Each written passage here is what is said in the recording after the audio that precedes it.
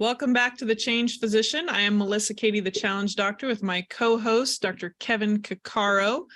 And we're here to bring you a Saturday Salutations on March 18th, I think. We are March 18th. March 18th. I'm alert and oriented ×3 today, so all good there. How are you doing, Kevin? I am well. It is a wonderful month, which is always super exciting. And March 18th is a wonderful day. I gotta just bring this up because March 17th, which is St. Patty's Day, which is always another great day, but it is also one of the best days of the year because it is my son's birthday. Oh, so he has turned 20 years old, which just absolutely blows my mind. doesn't it? Like literally just blows my mind. I can't believe it at all. You're old, Kevin. Well, apparently, yeah. I mean, it's midlife. How about that? Yeah, I don't know. Old. I don't know. What is old? I'm older. I guess we should. I am older. Older, right? Yeah. Rather You've than had more old years as than in a others. stage. Yes, age in a stage is. And I guess saying it is older verbalizes it, which makes it less of a noun, kind of permanent thing. But yeah. Well, I always think you got to reflect on, reframe it, because there are people that don't live past their 20s or 30s. And like, I think having gratitude for more years, if they're quality years, and making the years better. You have a chance to make your years better if you want, if you can. Well, and they're all interesting. And I guess I'm at the age now. Other great thing about March, obviously, is all the coolest people's birthdays are in it, right? Including my husband's. and it's totally incidental and doesn't affect my bias at all, but it's mine too. Mine will be next week. And but it is an interesting thing because I'm turning the big 50 this year. And I'm kind of like watching like old friends and stuff and go through this thing. And for me, I kind of think it's exciting because it's a nice rounded age, and I'm into the like okay, 47, 49, whatever, 38. I mean, those are kind of boring, but like 50, that like stands for something, and and it has all that symbolism behind it. But some people are very distressed by it. Yeah. And yeah, I don't know. But it is really interesting. I think we talked about last week on beliefs and aging and how those really sort of impact everything. And I think this is kind of the crux position now, is to really kind of, what is it that you believe to be true about aging? Yeah. Because what you believe to be true now is going to, in fact, kind of infect or inject the next 50 years of your life. Yeah. And I think it's cool. This is like, it's just it's a weird period in living. Kind of exciting, and you have the kind of the wisdom of the past, and you have kind of some optimism of the future, and then there's sort of some existential element in it as well. So it's kind of a very interesting time to be alive in the nice way, not in the Chinese curse way.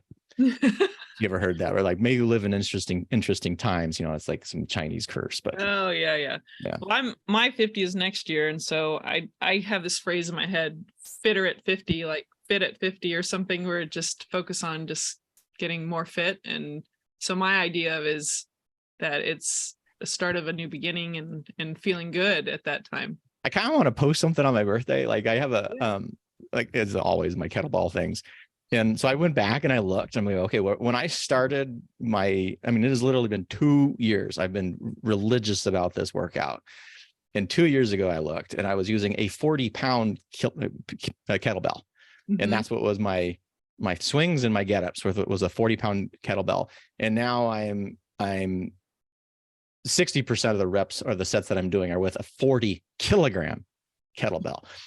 Like, this is so awesome. It's like the coolest thing in the world. I don't know, 40 pounds to 40 kilograms. That's a big increase. That's huge. Yeah, absolutely. So yeah. So any other fun news, or other than leading up into this amazing 50? Oh, it is March. On the travel front. So my background is the Northern Lights, and we had this sudden thing occur where we have a piano teacher who's been teaching my kids for a long time, like years. And then my son hasn't been taking lessons for a while. And then my daughter, we quit for the pandemic, and then she was kind of off, and then she just restarted up again because she wants to just keep playing. My kids just play for fun, like literally just play for fun. But anyway, we really like our piano teacher, and he is getting married to his partner, and they gave us an invitation. I'm not sure it's because my wife asked, like when we heard about it, she's like, "Are you going to invite us?" And maybe that guilted him.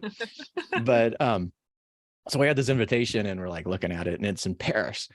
And then finally, my wife's like, "Well, if we don't do this, we never would go, because we're not like some people are like, oh, I have to see Paris." And we're like, oh, my sister is one of her favorite cities, and so there's all the good things, but it's never been really on the list. And we're like, okay, that's true, we should do it. So we've literally all of a sudden in one day, we were like, okay, we're going to go. I found a hotel. This is where all the point game comes in. Spent all my Marriott points on this like top 5 hotel in Paris. And then I'm like, well, how can we do this? Like, let's look at flights. And one of the flights that came up was Iceland Air. And Iceland Air then allows you to do a stopover in Iceland. And we've been to Iceland, but I'm like, this is going to be in October. I'm like, well, now we can see the Northern Lights. So we are now booked. We're going to be in Paris for 5 nights. And we're going to be in Iceland for 3 nights. And I know my wife is like, well, this is because my youngest is going to go to college this fall. She'll see like, this is like our empty nest trip. This is what we're going to do for our empty nest. I'm like, yeah, this is going to be awesome. So very exciting week. It was a pretty exciting week. Yeah. It's very exciting. Wonderful. That's good. That's some good, something to look forward to.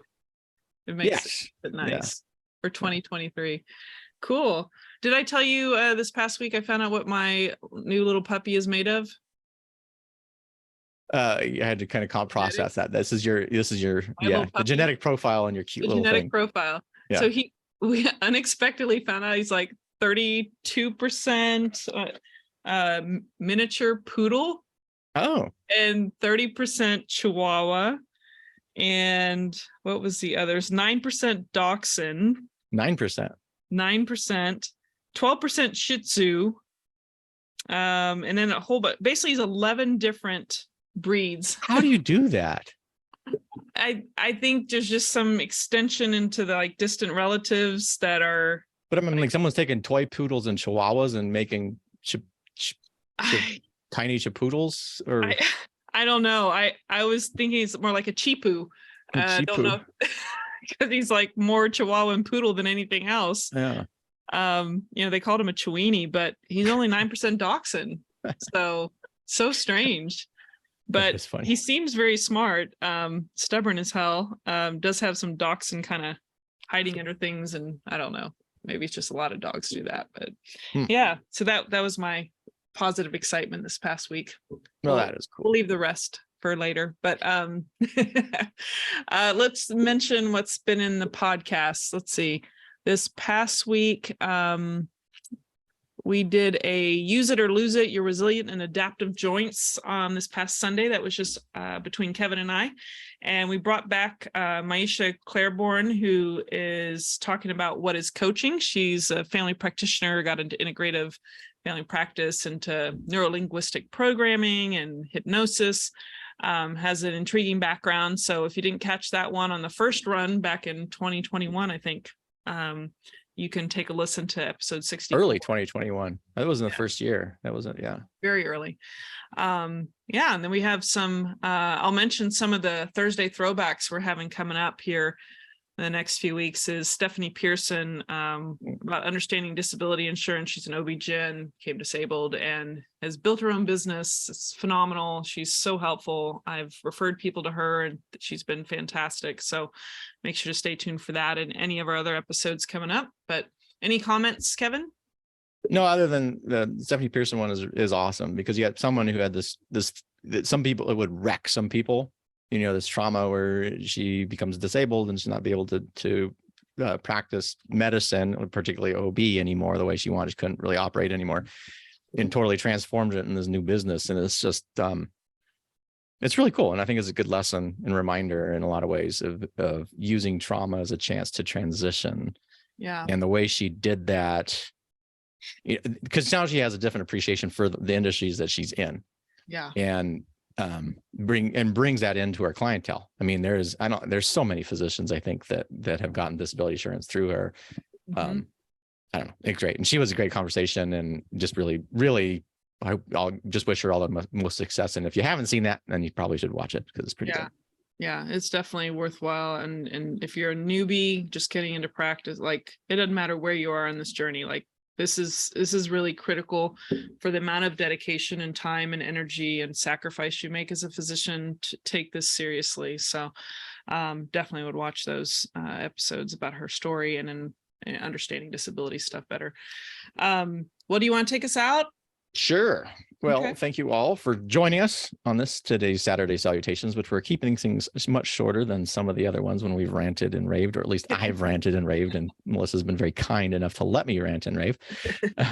As always, you can join the physician community, whether you're a physician or a physician ally, at thechangephysician.com. And until next time, stay well. Take care.